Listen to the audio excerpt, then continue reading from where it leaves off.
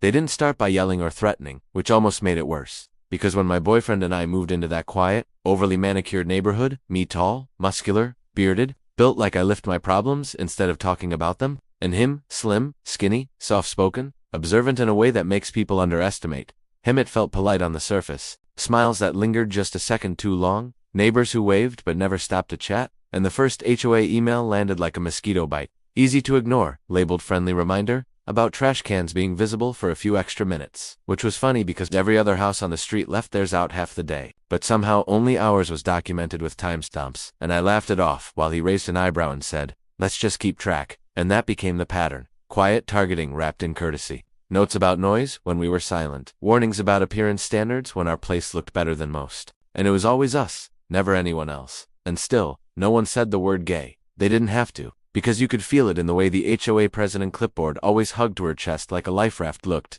at us when we walked together, how her smile tightened when she saw his hand brush mine, how community values suddenly became a popular phrase in emails that somehow only arrived in our inbox. And I remember thinking maybe I was overreacting, maybe my size made people nervous, maybe I was projecting. But then the inspections started, unannounced, nitpicking things no one else got cited for, measuring our grass like it had personally offended them. And every time my instinct was to confront, to lean into the intimidating version of myself they clearly expected, my boyfriend would ground me, reminding me that subtle bullies rely on reactions because reactions distract from patterns. And patterns were exactly what we started documenting: dates, photos, emails, because the quiet pressure started leaking into our daily lives, making our home feel less like a refuge and more like a stage we were constantly being judged on. And it wasn't tea until a neighbor casually asked us if we were having trouble with the HOA too, that I realized we weren't imagining it, because when I asked what they meant, they shrugged and said, "Well, they've been watching you guys a lot." And that sentence hit harder than any fine, because watching is about control, not rules. And still,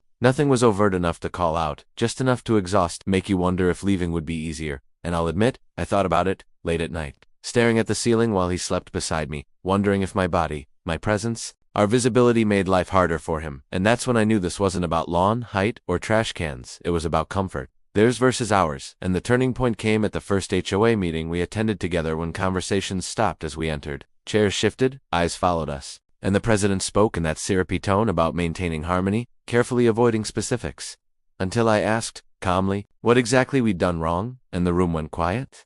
Because silence hates direct questions. And she deflected, talking about concerns, never naming them. And that's when I noticed people watching her instead of us, some frowning, some whispering. Because quiet targeting only works when no one's paying attention. And that night, walking home under streetlights, my boyfriend squeezed my hand and said, "They don't realize it yet, but people are starting to notice." And I didn't fully believe him until the emails started slowing, the inspections became less frequent, and neighbors who once avoided eye contact started nodding, smiling, asking how we were doing. Because the thing about quiet targeting is that once enough people see it, it stops being quiet. And that's when the real fight was about to begin.